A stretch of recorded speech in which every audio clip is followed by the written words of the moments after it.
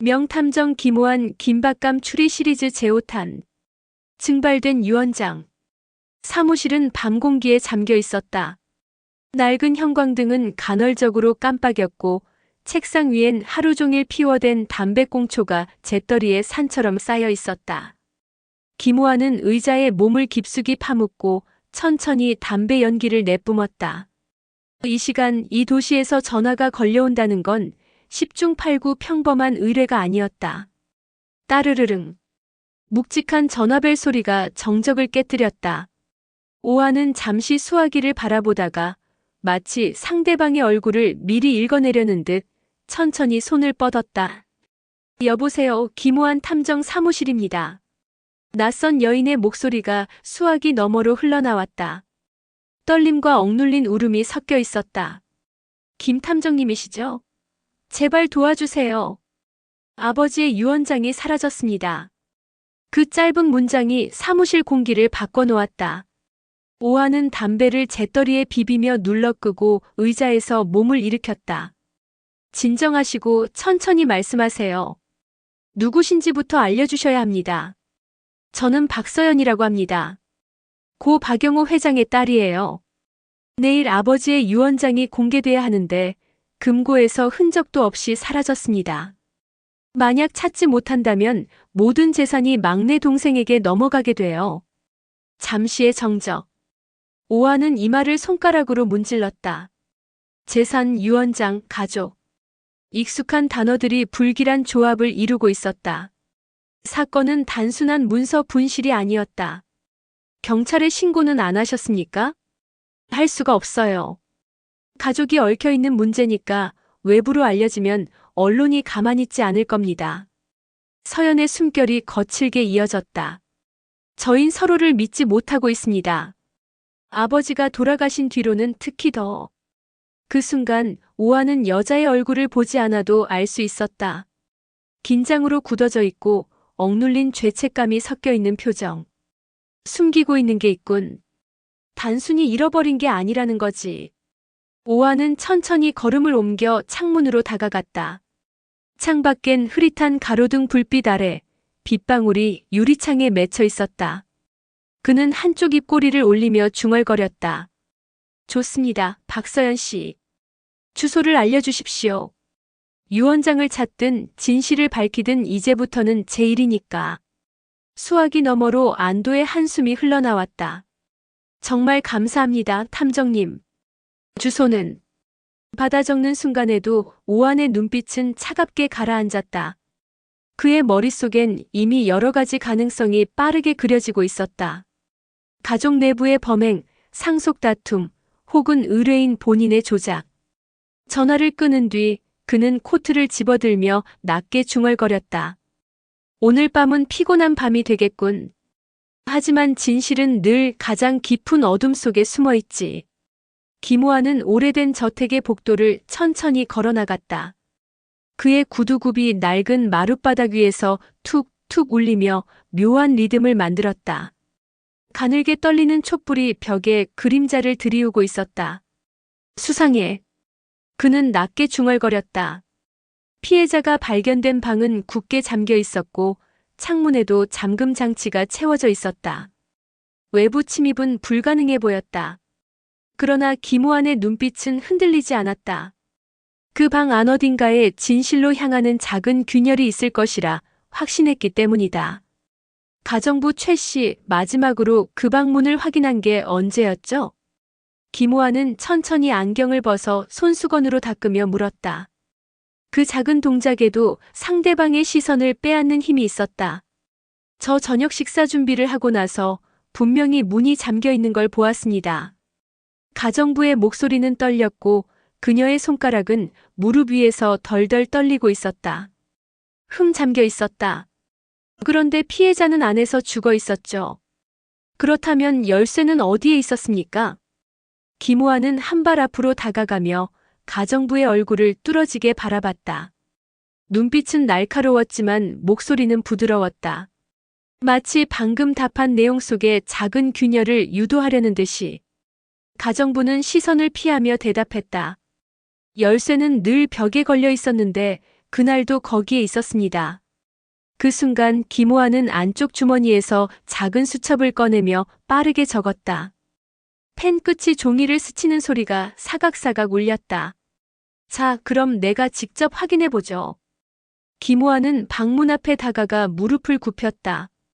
그의 눈동자는 독수리처럼 문고리를 훑고 지나갔다. 손가락 끝으로 살짝 문고리를 쓸어내리자 미세하게 일그러진 금속 자국이 손끝에 닿았다. 흥강제로 들어온 흔적은 없어 보이지만 분명 누군가 이 자국을 남겼군. 그는 작은 루페 확대경을 꺼내 들어 빛을 비추었다. 순간 문고리 끝자락에 미묘하게 긁힌 흔적이 드러났다. 일반인이라면 지나쳤을 작은 흠집이었다. 범인은 이 방을 밖에서 잠근 뒤 다시 열쇠를 제자리에 걸어놓은 겁니다. 잠깐만요, 탐정님. 그게 무슨 소리입니까? 큰아들 민수가 갑자기 앞으로 나섰다. 그의 두 눈이 불안하게 흔들리고 있었다. 김호환은 고개를 천천히 들어 그를 응시했다.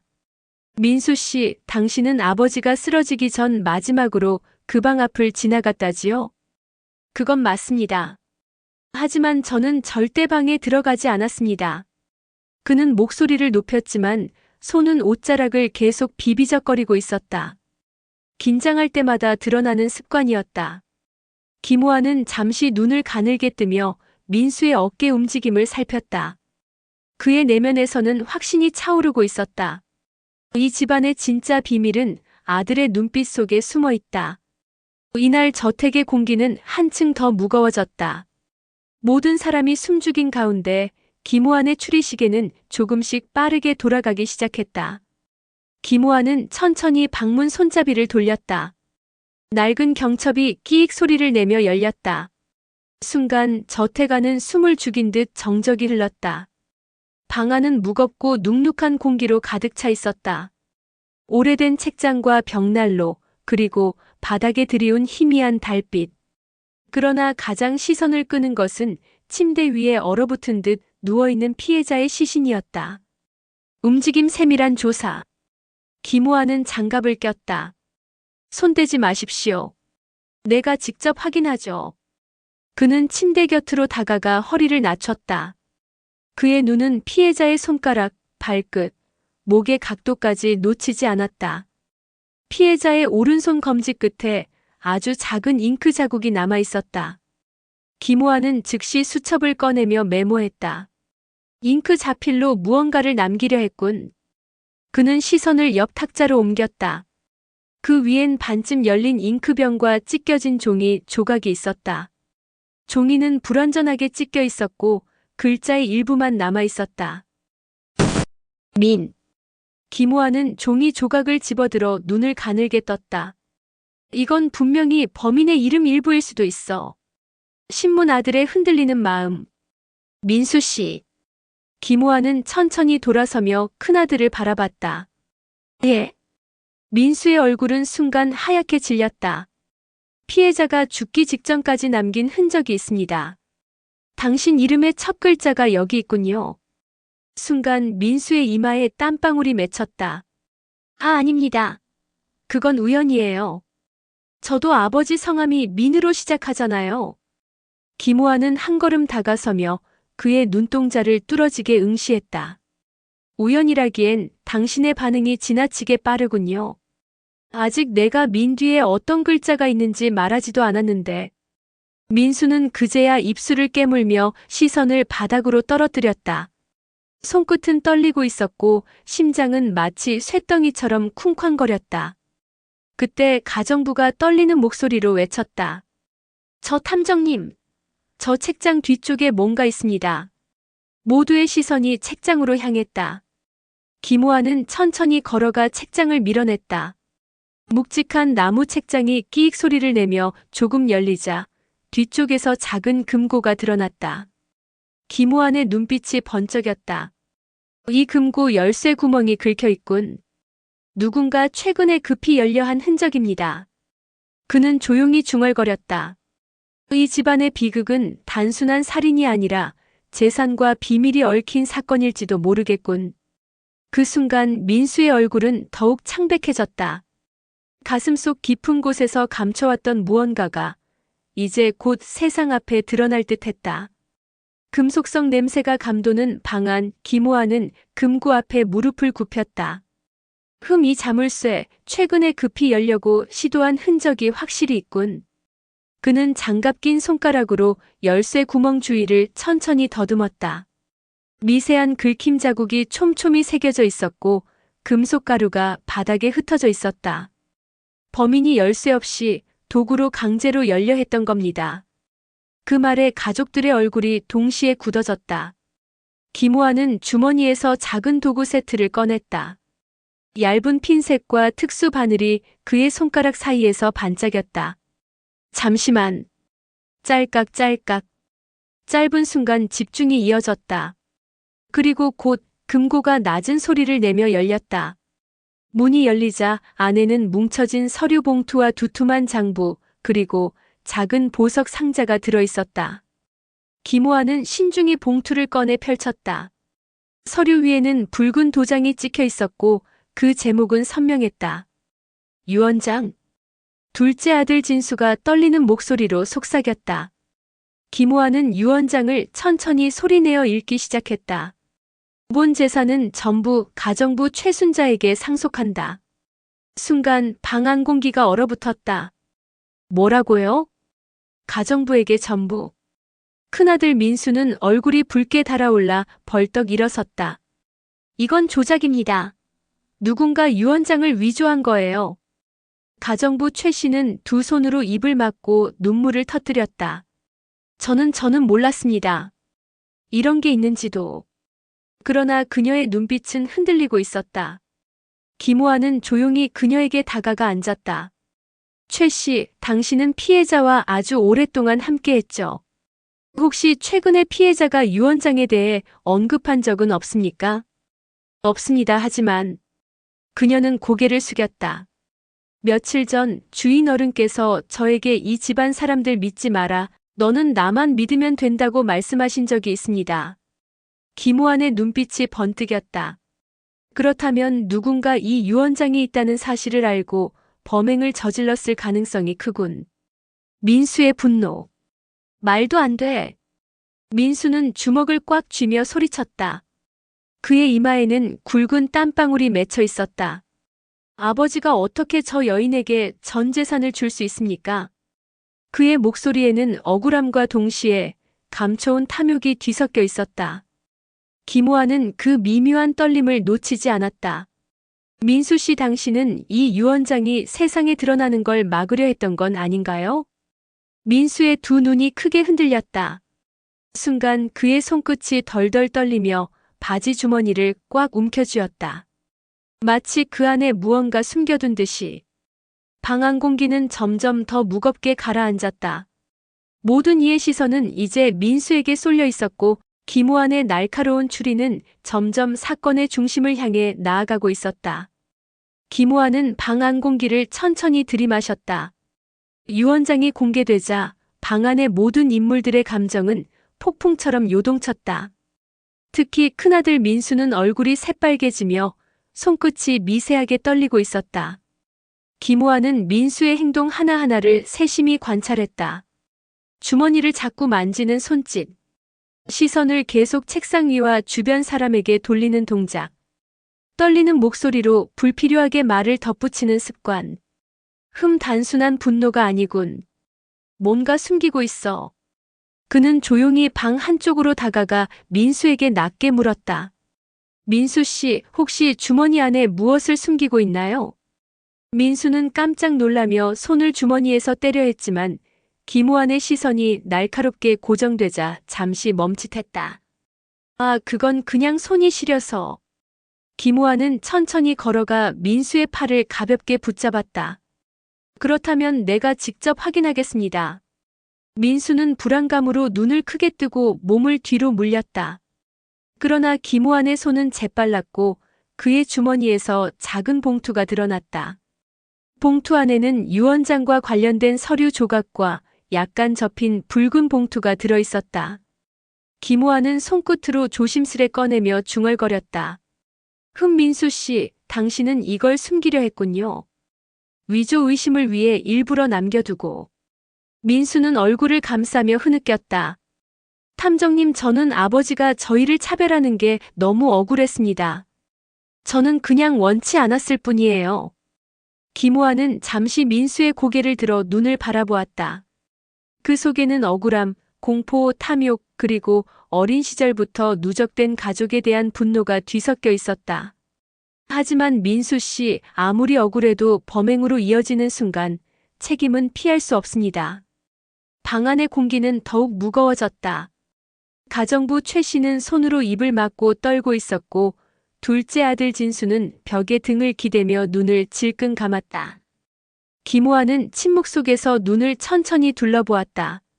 이 집안의 비극은 단순히 유언장 하나 때문이 아니라 서로를 믿지 못하고 숨기고 계산하며 살아온 시간의 누적이 만든 참극이다. 그는 천천히 유언장과 봉투를 원위치에 두고 방 안 모든 이들에게 한 걸음 다가갔다. 오늘 밤 진실은 드러났습니다. 이제 남은 건 각자 마음속 깊은 후회와 마주하는 일입니다. 민수는 무너진 듯한 어깨를 떨며 한숨을 내쉬었다. 네, 이제 더 이상 거짓으로 덮지 않겠습니다. 방 안의 긴장은 서서히 풀리기 시작했지만 김호안의 눈빛은 여전히 날카로웠다. 끝난 건 아니다. 남은 단서와 관계의 균열은 아직 치유되지 않았다. 김호안은 방 안 공기를 한번 깊이 들이마셨다. 금고에서 발견된 유언장과 민수가 숨긴 봉투, 그리고 찢어진 서류 조각까지 모든 단서가 그의 머릿속에서 하나의 그림으로 맞춰지고 있었다. 그는 천천히 금고 앞에 서서 남은 서류를 정리하며 낮게 중얼거렸다. 진짜 유언장은 누군가를 향한 마음을 증명하기 위해 남겼군. 방 안의 모든 시선이 그에게 향했다. 민수는 바닥을 바라보며 두 손을 꽉 쥐고 있었고, 둘째 아들 진수는 벽에 등을 기대고 숨죽였다. 가정부 최 씨는 손을 입에 대고 떨고 있었다. 김호아는 유언장을 꺼내 천천히 펼쳤다. 붉은 도장이 찍힌 깔끔하고 또렷한 글씨가 눈앞에 나타났다. 본 재산의 일부는 큰아들 민수에게, 일부는 둘째 아들 진수에게, 나머지는 신뢰할 수 있는 가정부 최순자에게 상속한다. 단 모두에게 공정하게 처리될 수 있도록 어떠한 조작이나 위조 시도는 법적 책임을 물을 것이다. 그는 문장을 읽는 동안 방 안의 공기를 천천히 훑었다. 민수 씨, 이제 이해가 되겠군요. 당신이 숨기고자 했던 봉투와 금고의 흔적은 모두 자신의 이익을 위해서였던 것이죠. 민수는 얼굴이 새하얗게 질렸다. 저 그럴 의도는 단지. 말끝이 흐려지고 손끝은 떨려 어쩔 줄 몰라 했다.